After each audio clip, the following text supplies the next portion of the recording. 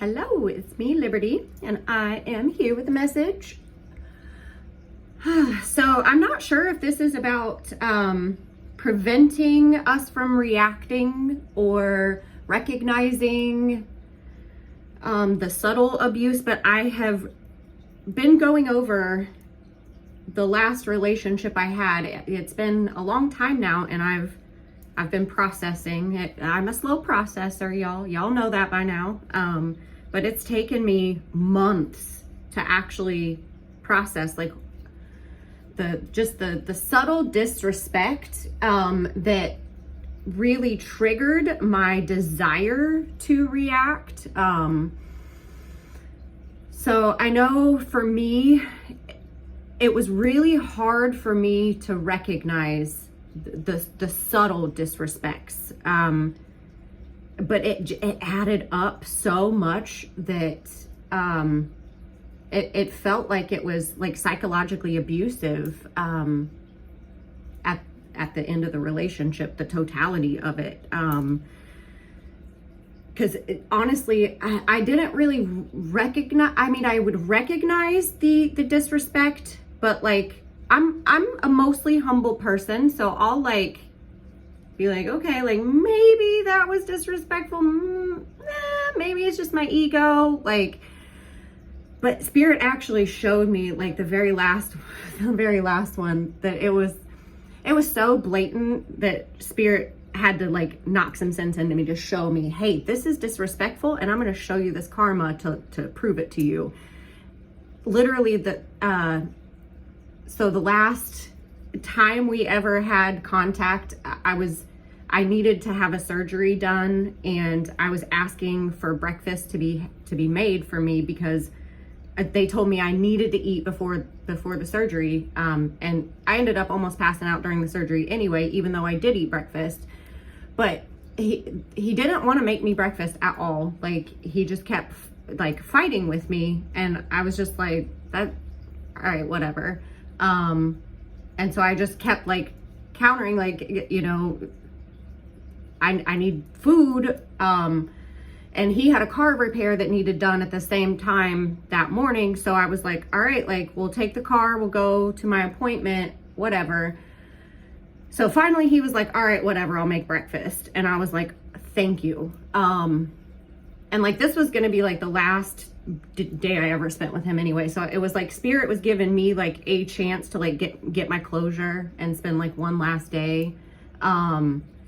And like, I kind of told him that, but it was insane because after the car repair, we went and picked, during my recovery from the surgery, his ex had called, and like, she was wanting money for a vehicle or something. And literally he gets on the phone with her, and as soon as she's asking for money, he literally gets off the phone. Yep, I'm giving it to you. Gets off the phone, pulls up the bank account, sends it over, like immediately. I was like, damn. Like, I asked like 20 times for breakfast, and it was like yeah, I guess I'll make it. But like, his ex, like, you know, I need $800, and he's like, you got it. Like, and you know, my feelings were hurt there, but I was like, I'm not gonna say anything. Like, this isn't my person. Like, I'm glad she got her money. Like, yes, girl, get it every time. Like, drain them dry. Side note.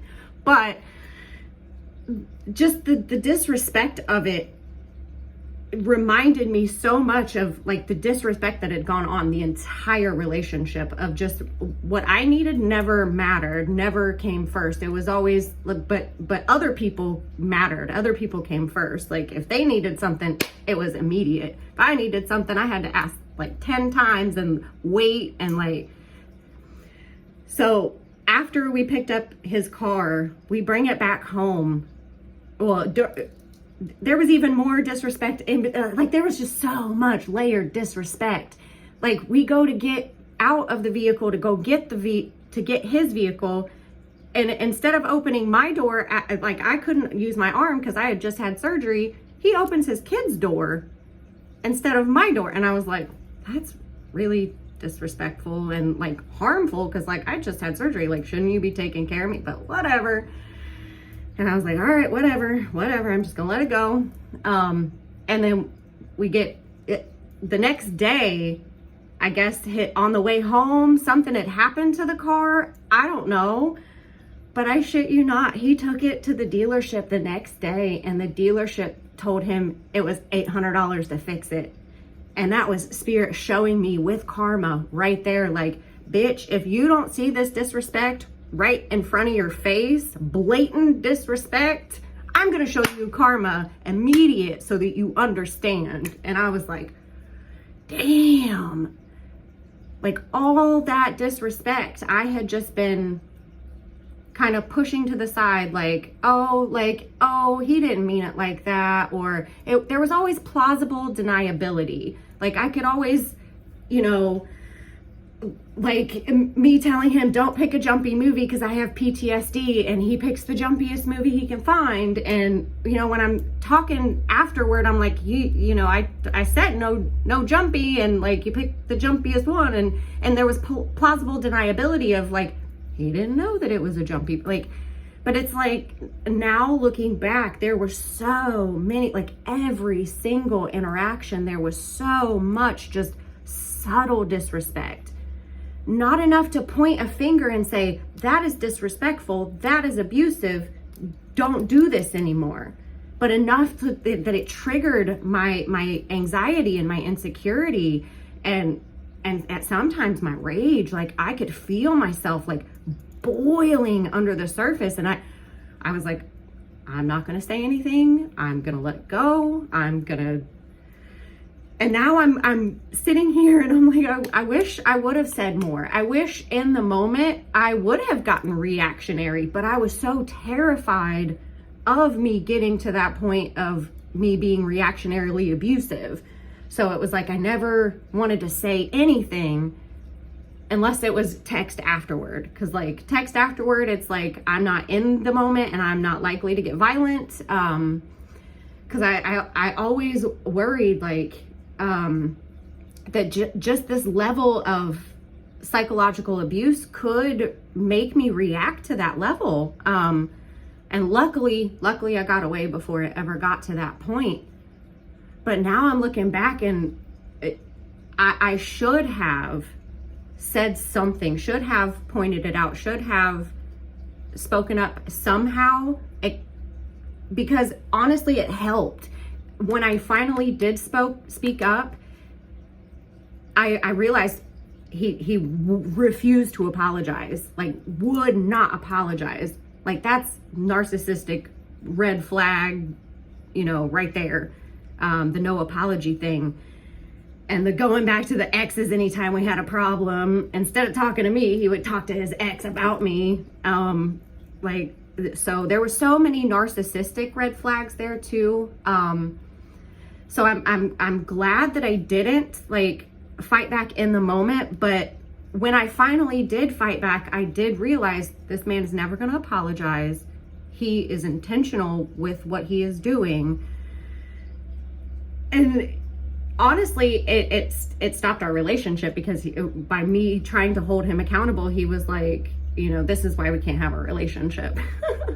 And so honestly, and I think this is full circle why I wanted to speak on this, because multiple times I have ended relationships, and I have done it by telling the person what they did to hurt me, knowing this person is a narcissist. They are not going to apologize. They're not going to feel bad. They never wanted a true relationship with me to begin with, so they're not going to repair it.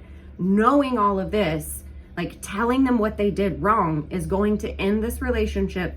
And it kills two birds with one stone if you're really firm about it. And I get mean with it sometimes too. And like, you know, yeah, that it may be wrong of me to be mean about it, but it stops them from ever coming back. I am not the ex that they will text when they're having problems with their new girlfriend. I can promise you that, because they know if they ever speak to me, they owe me an apology and they owe me commitment. And they know never to come back, never to speak to me again. And you know, it kills, it hurts that they don't apologize. But at the same time, like, I acknowledge that I did not deserve that. whether they apologize and acknowledge the pain or not, like, you know, I will admit I go crazy.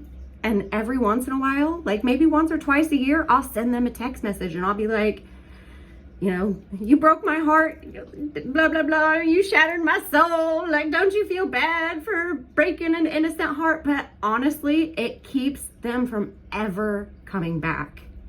Because I know if I am Whitney Houston, I will always love them. So if they come back, like, I know me, and so I have to do something so harsh and so in their face that they know they can never come back.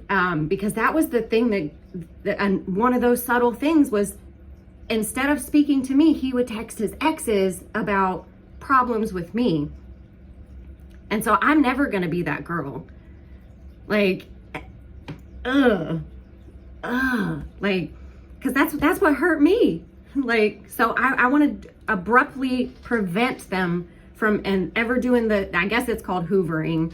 I don't know all the technical stuff because I should have known better throughout the whole relationship. Like, I speak on recovery and trauma recovery and all of this stuff. Like, I should have known better. I should have seen it. So, but you know, coulda, woulda, shoulda. And like, that's why I have a message, because I just keep fucking up, y'all.